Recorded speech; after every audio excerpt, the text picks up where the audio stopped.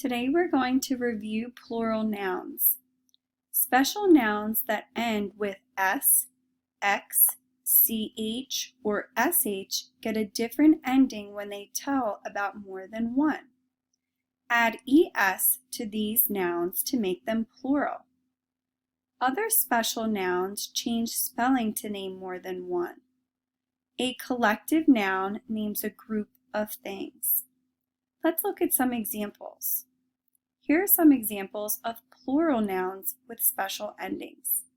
2 boxes. Box ends in x, so we need to add the es ending to make it plural.